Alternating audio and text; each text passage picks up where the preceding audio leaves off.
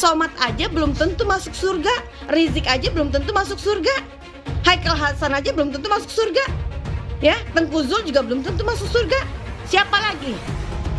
Novel Bamukmin juga belum tentu masuk surga. Belum tentu masuk surga, karena tidak ada yang bisa menjamin satu orang pun kita masuk surga. Rasulullah aja tidak bisa menjamin dirinya masuk surga. Rasulullah aja tidak bisa menjamin sahabat-sahabatnya masuk surga. Rasulullah juga tidak bisa menjamin orang tuanya masuk surga. Apalagi cuma Somad, Rizik, ustadz-ustadz di bawah-bawahnya Rasulullah. Berpikir yang cerdas. Kenapa Nyai bilang Somad aja belum tentu masuk surga? Karena Somad suka menyebarkan ujaran kebencian dan berita bohong. Percuma kalian ibadah sholat 5 waktu, percuma zikir kalian, percuma puasa kalian, ngaji kalian, zikir. Tapi lisan kita tidak bisa dijaga, otak kita, pikiran kita selalu buruk dan kotor, dan ikut menyebarkan ujaran kebencian dan fitnah, sehingga terjadinya kegaduhan di masyarakat. Itu dosa besar. Yang membuat Indonesia tidak aman adalah kelompok-kelompok intoleran, ya, kadrun-kadrun radikal seperti HTI FPI 212. Diadakan gereja di sini.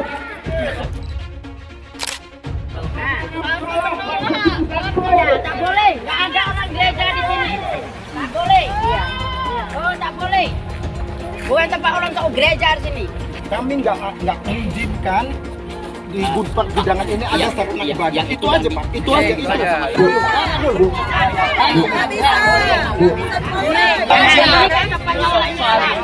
Tak boleh. Soal itu bukan urusan saya karena nanti saya urusan kepolisian.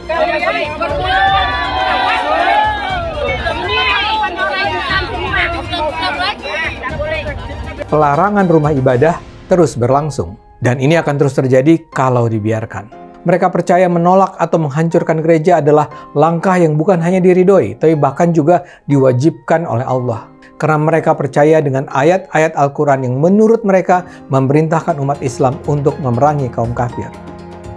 Ayat-ayat memerangi kaum kafir itu memang ada dalam Al-Quran, tapi makna kafir di sana tidak pernah berarti semua orang non-Muslim. Karena itu sungguh mengherankan bahwa MUI merasa tidak perlu bersikap soal pelarangan gereja ini. Pendiaman ini menyebabkan serangan terhadap umat Kristen terus berlangsung. Bila MUI terus membiarkan kejahatan ini terus terjadi, nama Islam akan terjerumus ke dalam lembah kehinaan. Bahkan lebih dari itu, bila MUI bungkam, MUI sebenarnya sedang membiarkan para pelaku penyerangan dan perusakan itu berada di jalan yang sesat. Akibatnya Islam nampak sebagai sebuah agama yang penuh kebencian, permusuhan, dan sama sekali tidak bisa disebut sebagai agama damai. MUI harus menyerukan dihentikannya pelarangan gereja. MUI harus menyerukan umat Islam untuk menganggap umat Kristen sebagai saudara. Banyak yang DM dan mention, "Bang, bahas Hindu ekstrim dong." Jawaban gue, gak usah kejauhan bahas Hindu ekstrim. Sementara di depan mata lo masih banyak Islam ekstrim yang hampir setiap minggu bubarin ibadah non-muslim dan nolak rumah ibadah non-muslim. Nih, hari Minggu 30 Juli 2023. Hari Minggu 23 Juli 2023. Hari Minggu 2 Juli 2023. Kenapa harus di sini? Di lingkungan yang mayoritas memang muslim.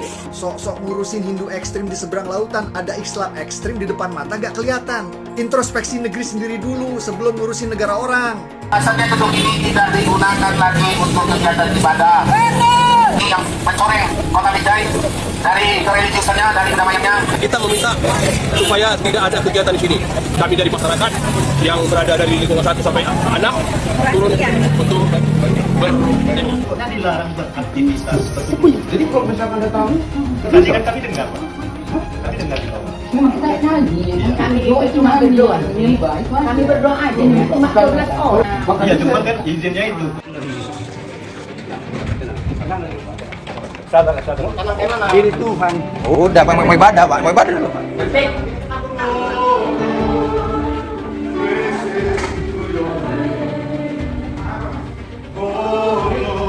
Poin penting di SKB 2 Menteri ini yang perlu kita ketahui bersama. Pada bab 1 pasal 3 dari aturan SKB 2 Menteri disebutkan, rumah ibadat adalah bangunan yang memiliki ciri-ciri tertentu yang khusus dipergunakan untuk beribadat, tidak termasuk tempat ibadat keluarga. Poin pentingnya adalah tempat ibadat keluarga tidak perlu pakai izin. Apa itu yang dimaksud dengan tempat ibadat keluarga? Kalau di Islam namanya musola, kalau di Kristen namanya kapel atau rumah doa. Apakah perlu izin untuk bikin musola di rumah atau di ruko? Tidak. Begitu juga untuk bikin kapel di rumah atau di ruko, tidak perlu minta izin. Jadi umat Kristen ibadah di rumah atau di ruko tidak perlu minta izin. Saya ulang, tidak perlu minta izin. Banyak Pak Pendeta dan jamaah tidak tahu pengecualian ini, sehingga mereka pasrah saat ada yang datang membubarkan. Ibadah di rumah dan di ruko sama seperti umat Islam sholat jamaah di musola rumah atau di musola ruko. Dibolehkan oleh SKB 2 Menteri dan tidak perlu minta izin pada siapapun. Jadi tolong pahami pengecualian ini dan jangan lagi mau dibubarkan. Alasan pembubaran selalu menggunakan alasan izin. Kenapa ada keinginan untuk menutup dan mengganggu rumah ibadah agama minoritas, terutama agama Kristen. Apakah penceramah-penceramah itu percaya bahwa dengan mengganggu atau menutup atau melarang ibadah agama Kristen atau minoritas, mereka bisa masuk surga? Apakah seperti itu ajaran mereka? Makanya saat berceramah, Abdul Somad selalu mengajarkan intoleransi dan selalu menghujat agama lain, seperti mengatakan disalib atau kafir. Menurut saya, pemerintah pusat harus terus berkomunikasi dengan para pemuka agama atau penceramah agama, seperti Abdul Somad yang selama ini masih merasa dan percaya bahwa kehadiran gereja adalah hal yang harus ditolak. Dan para pemuka agama itu harus sadar bahwa menolak pembangunan gereja bukan saja bertentangan dengan konstitusi, tapi juga bertentangan dengan ajaran agama itu sendiri. Kita mau jujur, SKB 2 Menteri hanya berlaku bagi kaum minoritas saja. SKB 2 Menteri seringkali digunakan menjadi instrumen atau alat untuk menggebuk kaum minoritas, mengancam kebebasan beribadah. Mirisnya tidak terlihat semangat dan kesungguh-sungguhan dari Kementerian Agama dan pemerintah Indonesia untuk merevisi SKB 2 Menteri ini. Itu sebabnya saya mau mengajak melalui video ini, sama-sama kita berjuang untuk menegakkan konstitusi dengan tujuan utama merevisi kembali SKB 2 Menteri ini. Ya, saya tidak mau suatu saat anak saya ketika tumbuh dewasa masih harus berjuang untuk kebebasan beragama. Mari sama-sama bergandengan tangan, berjuang untuk merevisi SKB 2 Menteri ini, sehingga Indonesia menjadi rumah yang nyaman bagi semua golongan dan semua agama. Sebenarnya penegakan hukum di Indonesia ini untuk orang-orang intoleran itu sudah bagus, asal jangan pernah berpikir kalian minoritas. Kalau kalian tidak melaporkan, bagaimana bisa diproses? Nunggu sejuta umat bersuara, menyuarakan itu, tapi cuma komentar, tindakannya nggak ada. Bilangnya apa? Kita cuma minoritas. Itulah karena kalian tidak nasionalis, makanya kalian itu mengecilkan diri kalian sendiri. Kita ini punya hak yang sama di Indonesia, ya. Semua yang beragama itu mempunyai hak beribadah. Sejauh ini cuma teman-teman dari Dharmapala loh yang berani menuntut keadilan, bukan karena mereka minoritas, tapi karena mereka punya hak yang sama sebagai warga negara Indonesia. Apakah dalam prosesnya teman-teman Dharmapala itu lancar-lancar saja? Tidak. Kasusnya pernah ditolak dengan alasan laporannya sudah ada atau sudah ada yang melaporkan. Tapi mereka terus kawal, terus kekeh. Akhirnya mantan Menteri Roy Suryo bisa dimasukkan ke penjara atas dasar penghinaan terhadap lambang-lambang agama. Apalagi ini yang menyetop orang beribadah, bukan siapa-siapa pula. Terus kenapa alasannya kalian tidak mau bersuara? Kalian tidak mau melakukan, kalian tidak mau melaporkan. Kenapa? Bersatu, berbuat. Jangan cuma diam. Mengenai kebebasan beribadah dan kebebasan beragama. Beragama Kristen, Katolik, Hindu, Konghucu, hati-hati, ini memiliki hak yang sama dalam beribadah. Beragama dan beribadah itu dijamin oleh konstitusi kita, dijamin oleh Undang-Undang Dasar 1945, Pasal 29 ayat 2. Dandim, Kapolres, Kapolda, Pangdam harus ngerti ini. Jari, Kejati, FKUB misalnya, apakah tidak memperbolehkan membangun tempat ibadah? Hati-hati loh. Konstitusi tidak boleh kalah dengan kesepakatan. Karena saya lihat masih terjadi. Kadang-kadang saya berpikir sesusah itukah orang yang akan beribadah. Sedih kalau kita mendengar. Bagaimana dalam agama Islam seorang muslim karena jabatannya dia memberi izin berdirinya rumah ibadah seperti kelenteng, gereja, dia dapat dosa jariah mengalir terus sampai hari kiamat. Setiap berbunyi teng teng bisa dibelangkung malaikat, teng kelompang, teng kelompang, teng kelompang, teng kelompang. Rasakanlah tuh, rasakan. Ini udah banyak ini apa? Kalian kumpulkan aja lah. Kalian aja masuk surga. Rame-rame kalian menghina kami, menjolimi kami. Silakan. Ibadah cuma berapa menit. Ini kan kami bukan gereja ini, Pak. Namanya orang Nasrani itu ibadah sebenarnya bukan di tempat lain. Terus? Ini kalau ibu bilang ini bukan gereja, berarti ibu nggak sah ibadah di sini. Nggak masalah. Bapak mau sah atau enggak, Tuhan kami yang tahu, Pak. Kami ini keberatan. Ruginya Bapak apa? Apa Pak ruginya? Takbir! Tolak gereja. Didukung oleh wali kota, wakil wali kota, dan MUI. Hebat juga itu Cilegon. Takbir! Tolak gereja. Kelompok-kelompok intoleran inilah yang disebut kadrun. Ini orang-orang yang mabuk agama sesungguhnya. Penolakan pembangunan gereja contohnya. Apakah terus Anda itu dijamin masuk surga gitu loh? Saya tuh kadang-kadang mikir ya, sok agamis, yang sok pintar, yang memiliki kunci surga, yang punya 72 bidadari. Emang ada salah apa kalau di sana dibangun gereja? Emang ada dampak buruk apa kalau di sana dibangun gereja? Orang Kristen itu sembahyang itu tidak berisik. Tapi kalau Islam ya berisik. Maaf nih, saya juga Islam, maaf. Kita omong kasarnya aja ya. Kita orang Islam pakai toa ya, kedengaran kemana-mana. Orang Kristen biasa aja mendengarnya. Keadilan bagi seluruh rakyat Indonesia ya, bukan keadilan seluruh bangsa Islam, bukan ya. Jadi kalian tanam tuh betul-betul para ulama-ulama jahanam tuh. Sumbernya atau dalang dibalik pelarangan pendirian rumah ibadah adalah MUI. MUI membuat surat yang mana melarang sebenarnya pendirian ibadah ini. Kalian takut kalau misalnya ada rumah ibadah agama lain di lingkungan kalian takut pindah agama. Berarti kalian nggak yakin dong sama agama kalian. Kalau misalnya ada orang-orang yang nggak suka hidup berdampingan dengan umat agama lain, saya bingung nabinya siapa? Nabinya siapa? Coba jelasin ke saya. Tidak boleh membangun gereja di dalam Islam. Hadis ini yang sering dikutip. Kalau ada orang bikin gereja dihancurin. Kalau ada orang bikin gereja dilarang. Karena pakai hadis itu. Mengapa tidak mendapatkan izin? Karena masih ada paham, Bu, bahwasanya nggak boleh ada rumah ibadah orang agama lain di dekat di lingkungan orang Islam. Jangan berteman kecuali mukmin. Kenapa? Karena berteman dengan non-muslim itu pelan-pelan menggerus iman kita sama Allah. Kalau bisnis tidak apa-apa. Jadi kalau jalan-jalan sama orang yang tidak jelas itu, kafir misalnya dia non-muslim, itu tidak baik. Jadi kalau ngejak orang makan itu orang yang apa? Yang bertakwa kepada Allah. Karena kalau dia tidak bertakwa kepada Allah, nanti kekuatan dari gizi makanan yang masuk ke badan si orang tadi itu akan membuat dia terbantu untuk maksiat. Kita lupa bahwa dia ada jelek yang sangat besar. Dia tidak mau dengan Tuhan kita. Itu jelek gitu. Walaupun dia ganteng atau bersih ini kayak apa. Kenapa? Karena mengurangi iman kita. Makanya Rasulullah mengatakan, la tusohib, ojo jangan berteman dengan orang kafir. Inilah akhlak di hadapan Allah Subhanahu wa ta'ala. Hidup ini mesti kita jangan balik lagi ke zamannya abad ke-6 ke-7 gitu loh. Itu atau goblok atau sinting gitu, saya juga nggak tahu. TV itu dikatakan para ulama haram. Maka usulan anak kepada antum-antum yang punya TV, buang tuh TV, bahaya.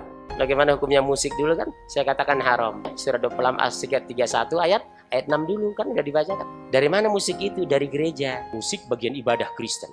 Makanya sekarang mereka nyanyi, Pak. Haleluya, puji Tuhan. Sorga. Kapan musik masuk Islam? Pernah nggak musik mualaf? Itu permainan setan. Jual beli musik haram, duitnya haram. Jual beli alat musik, gitar, piano haram, duitnya haram. Penyanyi dapat duit dari nyanyian haram karena Allah mengharamkan nyanyian, musik. Setan masuk lewat musik. Maka lagu yang selalu kita dengar itu akan terngiang-ngiang terus di telinga. Pas kita mau tidur datang dia. Lagu terngiang-ngiang. Maka jangan dengarkan musik. Itulah yang ditempelkan salib di belakang ambulan. Kalau masjid kita punya ambulan, balik dari sini ambil pilok. Pilok itu lambang yang ada di ambulan. Ganti dengan bulan sabit. Orang kafir itu di neraka.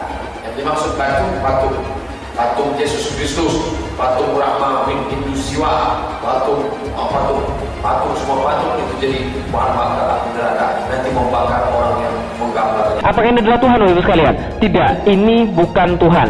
Kalau dia punya tangan kayak manusia, tangannya 4. Kalau gitu kalau ada barangnya 8 gimana? Tambah lagi tangannya. Apakah ini adalah Tuhan, Bapak sekalian? Kalau ada yang bilang ini adalah Tuhan, tanya Tuhannya yang mana? Yang kiri atau yang kanan? Dia ketawa terus dan dia sejahtera karena itu dia makan terus seluruhnya. Agama Kristen Tuhannya sudah mati di kayu salib. Ka'bah itu apa?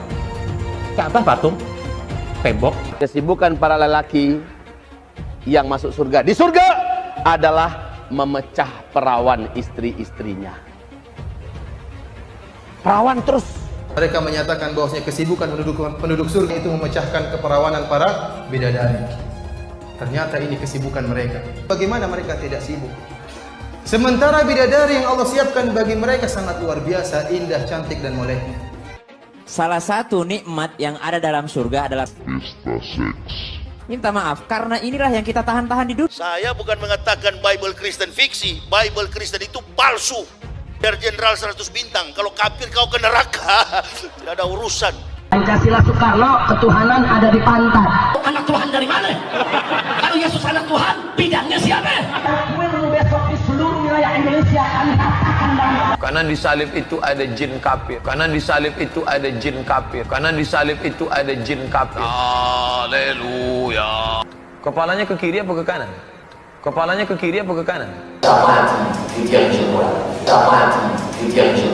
Tetap percaya salib itu lambang mulia, bukan jin.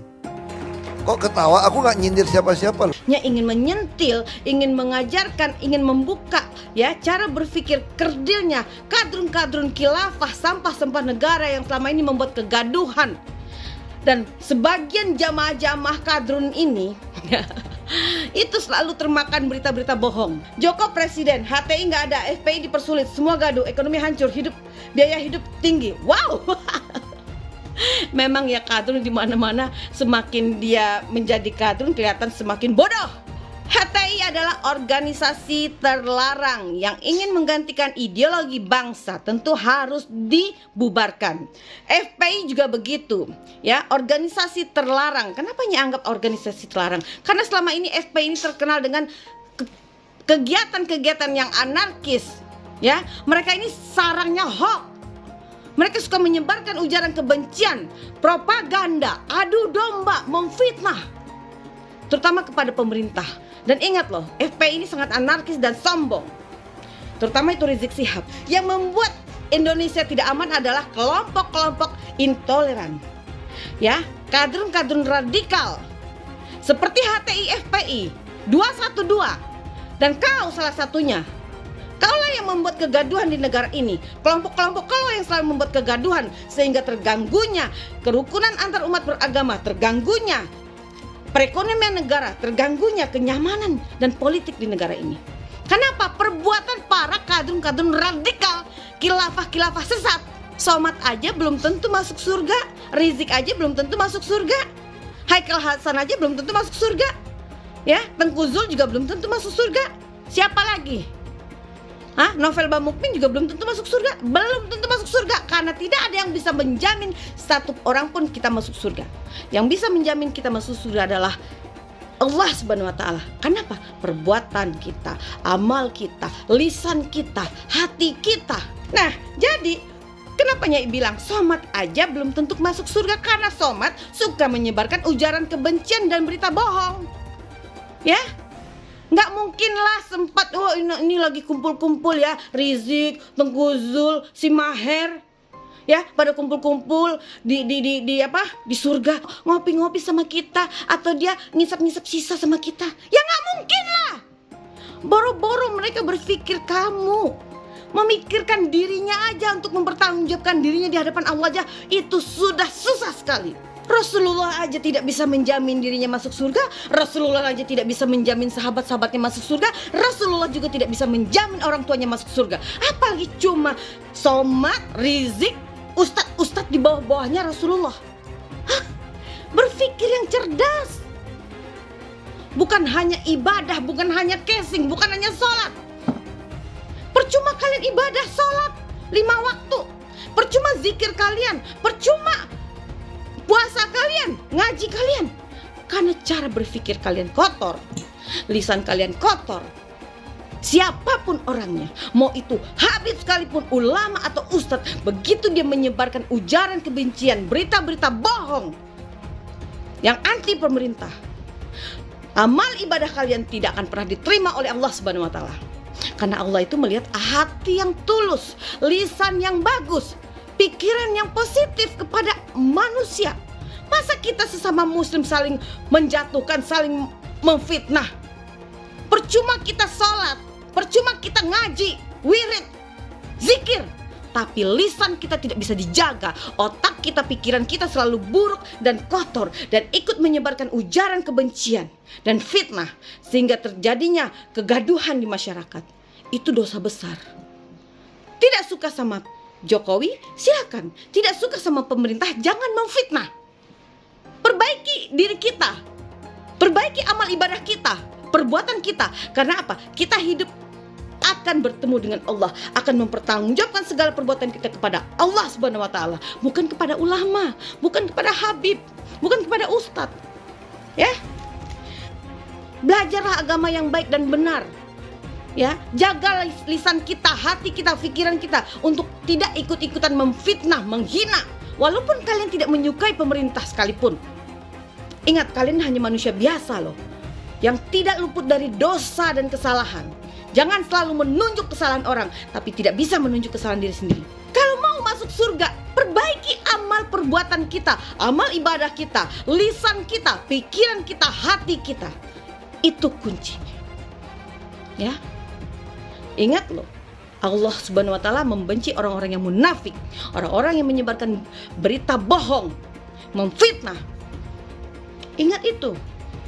Jadi cerdas sedikit ya, jangan terlalu bodoh. Kenapa Nyai bilang kalian bodoh? Ya karena apa? Karena semua itu dibawa ke sesuatu hal yang gak masuk akal, yang tidak ada di dalam agama. Jumpa lagi dengan saya di channel Jonas Leong. Terima kasih banyak buat kalian yang sudah like dan subscribe di channel Jonas Leong. Sebelum video ini dimulai, saya mau nanya, kenapa ada keinginan untuk menutup dan mengganggu rumah ibadah agama minoritas, terutama agama Kristen? Apakah penceramah-penceramah itu percaya bahwa dengan mengganggu atau menutup atau melarang ibadah agama Kristen atau minoritas, mereka bisa masuk surga? Apakah seperti itu ajaran mereka? Silahkan tuliskan pendapat kalian di kolom komentar. Masalah intoleransi semakin tak terbendung. Lebih dari 200 gereja ditutup secara paksa 10 tahun belakangan.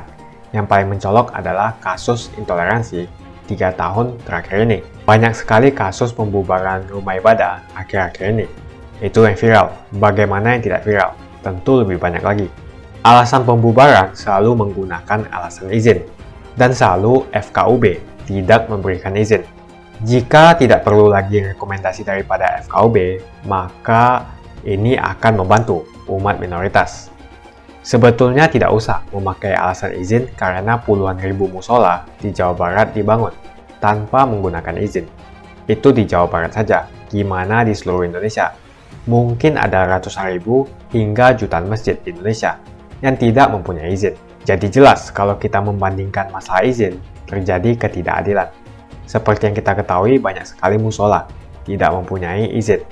Umat mayoritas bisa membangun rumah ibadah tanpa menggunakan izin.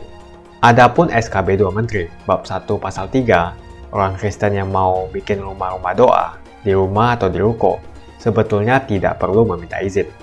Dan juga dalam SKB 2 Menteri pasal 13 dan pasal 14 peraturan bersama Menteri Agama dan Menteri Dalam Negeri nomor 9 dan nomor 8 tahun 2006 mengamanatkan kepala daerah untuk memberikan izin. Sementara sebagai bentuk fasilitasi negara dalam mencarikan solusi pendirian rumah ibadah. Jadi dalam SKB 2 Menteri, sebetulnya kepala daerah harus memfasilitasi dalam memberikan perizinan pendirian rumah ibadah. Akan tetapi dua pasal ini dianggap tidak ada oleh ormas-ormas preman berjubah agama itu. Yang dipermasalahkan oleh ormas preman berjubah agama itu selalu rekomendasi FKUB yang ada di SKB 2 Menteri. Semoga rekomendasi FKUB yang ada di SKB 2 Menteri bisa dihilangkan. Menurut saya, selama SKB 2 Menteri tentang rekomendasi FKUB tidak direvisi, maka masalah-masalah penolakan rumah ibadah agama lain di tempat-tempat lain di seluruh Indonesia akan terus terjadi. Konstitusi jelas memberikan jaminan perlindungan negara kepada orang untuk beragama dan melaksanakan ibadah sesuai dengan kepercayaan dan agamanya. Maka tidak boleh tunduk pada kesepakatan. Bunyi pasal 29 ayat 2 Undang-Undang 1945, negara menjamin kemerdekaan tiap-tiap penduduk untuk memeluk agamanya masing-masing dan untuk beribadah menurut agama dan kepercayaannya itu. Mulai saat ini jangan diam. Bila rumah ibadahmu dibubarkan, kita sudah punya undang-undang yang melindungi. Bukan hanya itu, SKB 2 Menteri juga sebetulnya melindungi umat minoritas. Jadi ayo bantu sebarkan video ini supaya semakin banyak yang mengetahui tentang hal ini. Menurut saya, pemerintah pusat harus terus berkomunikasi dengan para pemuka agama atau penceramah agama seperti Abdul Somad yang selama ini masih merasa dan percaya bahwa kehadiran gereja adalah hal yang harus ditolak. Dan para pemuka agama itu harus sadar bahwa menolak pembangunan gereja bukan saja bertentangan dengan konstitusi, tapi juga bertentangan dengan ajaran agama itu sendiri dan juga akhlak. Jadi menurut kalian, kenapa ada keinginan untuk menutup atau mengganggu rumah ibadah agama minoritas? Apa alasannya? Apakah mereka percaya bahwa menutup atau mengganggu rumah ibadah agama minoritas, terutama agama Kristen, mereka bisa masuk surga? Tuliskan menurut kalian apa alasannya, dan kita akan bahas di video selanjutnya. Jika kalian suka dengan pembahasan saya tentang perizinan rumah ibadah dan tentang penceramah seperti Abdul Somad, pastikan Anda semua menekan like di video ini. Dan bagikan video ini ke teman dan family Anda supaya mereka semua mengetahui informasi ini. Tekan tombol subscribe dan bunyikan lonceng notifikasi supaya kamu tidak ketinggalan info dari channel Jonas Leong.